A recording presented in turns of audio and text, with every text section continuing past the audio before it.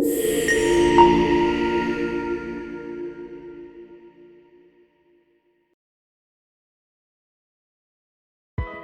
दोस्तों, तो स्वागत है मेरे इस नए वीडियो में। आज हम आपको बताने जा रहे हैं कि बिहार राज्य के निवासी अपना नॉन क्रीमी लेयर प्रमाण पत्र ओबीसी कैटेगरी के लोग कैसे ऑनलाइन कर सकते हैं। तो इसके लिए हम गूगल पे सबसे पहले RTPS को सर्च कर लेते हैं। सर्च करने के बाद यहाँ पे सबसे पहला लिंक RTPS 4 को हम ओपन कर लेते हैं। उस पर क्लिक करने के बाद यहाँ पे हमारा RTPS का मुख्य पृष्ठ खुल के हमारे सामने आ चुका है।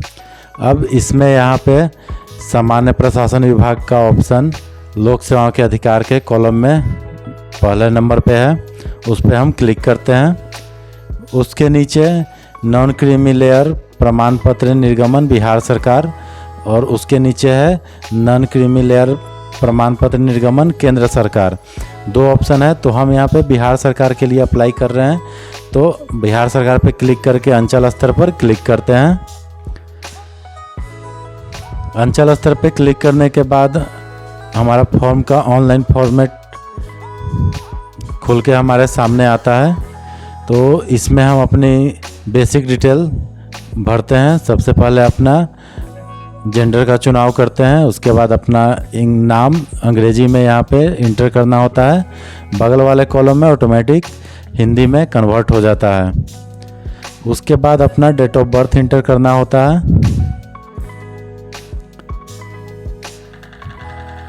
डेट ऑफ बर्थ इंटर करने के बाद उसके नीचे ऑप्शन है अपना राज्य चुनने का, तो राज्य चुनते हैं। उसके बाद जिला का चुनाव कर लेते हैं अपना।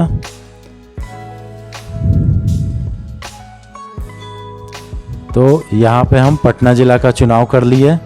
अब अपना अनुमंडल का चुनाव करना होता है। तो हम यहाँ पे एक अनुमंडल का चुनाव करते हैं, जो कि दानापुर का हम यहाँ पे चुनाव कर रहे हैं। तो दानापुर इंटर करने के बाद यहाँ पे हमें ब्लॉक का भी नाम चुनना होता है। तो ब्लॉक में भी हम दानापुर चुन लिए। उसके बाद आपको अपना गांव का नाम लिखना होता है। तो ये एक डेमो वीडियो है, तो इसमें हम कोई भी गांव का रैंडमली नाम इंटर कर रहे हैं। और ये वीडियो इन्फॉर्मेशन पर्पस से बनाया जा रहा है, इसलिए कोई भी वार्ड का भी यहाँ पे नंबर मैंने सिलेक्ट कर लिया। उसके नीचे यहाँ पे ऑप्शन है थाना चुनने का। तो हम यहाँ पे दानापुर थाना को चुनाव कर लेते हैं।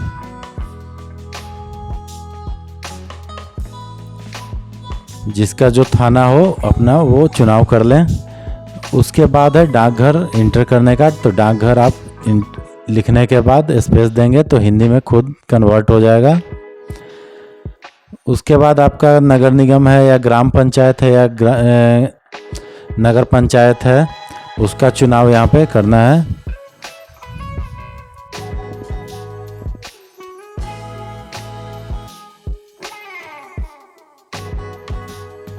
उसके नीचे एड्रेस का कॉलम है, तो एज इट इज़ अगर है तो उस पर हम क्लिक कर देते हैं और उसके बाद आगे बढ़ते हैं।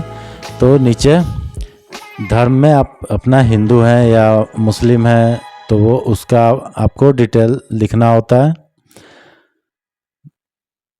उसके बाद आपको अपना वर्ग का चुनाव करना होता है, जो कि आप किस जाति से बिलोंग करते हैं। तो यहाँ पे हमने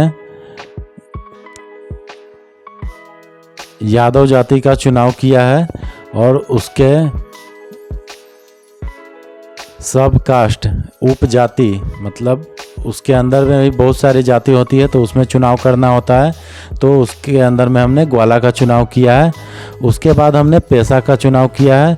तो पेशा में आप यहाँ पे छात्र हैं तो छात्र का सिलेक्ट कर सकते हैं। अगर आप जॉब में हैं तो आप नौकरी का चुनाव कर सकते हैं। उसके बाद अपने फादर का नाम लिखना है, स्पेस देना है। तो बगल वाले कॉलम में खुद ब खुद हिंदी में नाम आ जाता है। उसके नीचे है मदर्स नेम इंटर करने का। तो यहाँ पे मदर्स नेम हम इंटर करके स्पेस देते हैं। मदर्स नेम इंटर कर लेते हैं यहाँ पे हम सही से।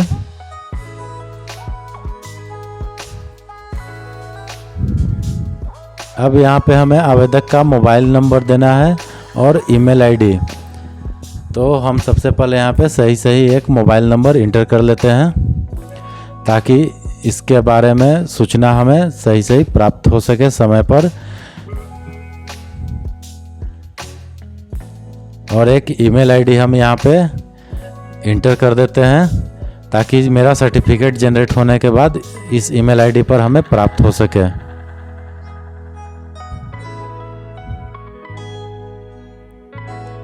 अब उसके नीचे और भी बहुत सारे कॉलम हैं जिसमें अभिभावक, पिता या पति की स्थिति डिटेल देना होता है। अगर कोई जॉब में है तो वो किस पद पे हैं, किस जॉब में है, उनका वेतनमान कितना है, नियुक्ति की तिथि क्या है, प्रथम श्रेणी है या किस श्रेणी में है, संगठन का नाम क्या है, इत्यादि बहुत सारी जानकारियाँ इसमें भरनी होती है। तो जो गवर्नमेंट सेक्टर के जॉब में हैं तो वो ये सारे डिटेल भरेंगे, अन्यथा आप इसे खाली छोड़ करके आगे बढ़ सकते हैं। कोई मैंडेटरी नहीं है, कोई ऐसा ज़रूरी नहीं है कि उसे भरना ही है आपको, तो उसे बिना भरे भी आप आगे बढ़ सकते हैं। सब उसके नीचे आते हैं, एक कॉलम है आय का। तो यहाँ पर आपको जो भी आय का स्रोत है या जो भी आपके आय हैं उसको आपको इंटर करना पड़ता है।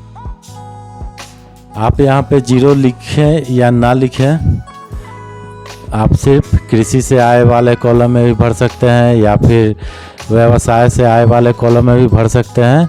और उसके बाद नीचे है कि आप कर का भुगतान करते हैं या नहीं। तो अगर करते हैं तो हाँ, नहीं करते हैं तो नहीं। अगर करते हैं तो उसको आपका पूर्ण विवरण उसमें उपलब्ध कराना होगा अगले बॉक्स में।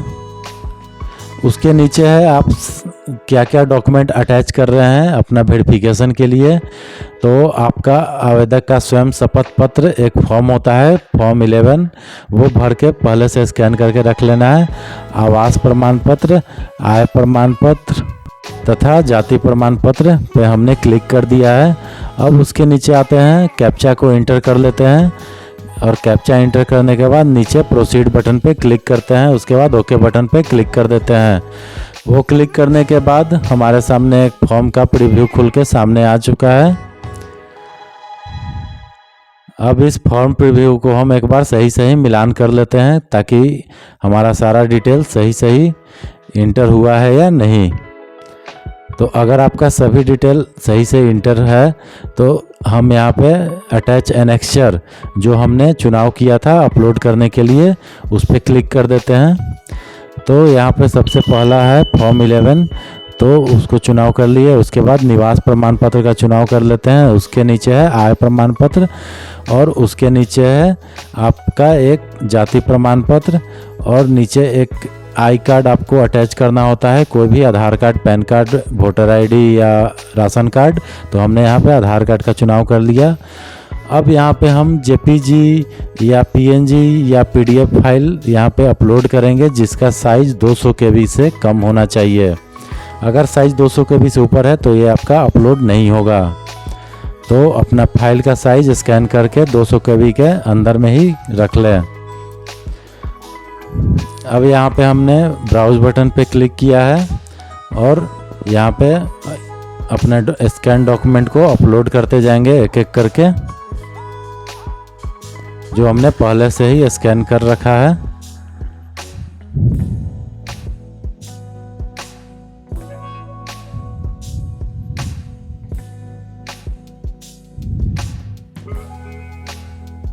अब यहाँ हमारा सारा डॉक्यूमेंट अटैच हो चुका है।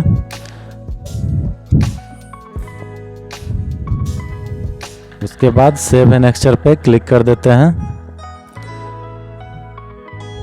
सेव एनेक्चर पे क्लिक करने के बाद यहाँ पे हमें दिख जाएगा कि हमारा जो डॉक्यूमेंट था सारा यहाँ पे अटैच हो चुका है। उसका एक हाइपर लिंक भी हमें शो हो रहा है, उसको व्यू कर भी सकते हैं यहाँ से। अब यहाँ पे हम सबमिट बटन पे क्लिक कर देते हैं। सबमिट बटन पर क्लिक करने के बाद यहाँ पे हमारा एक्नॉलेजमेंट रिसिप्ट खुल के सामने आ चुका है, जिसमें हमारा आवेदन का विवरण उपलब्ध है।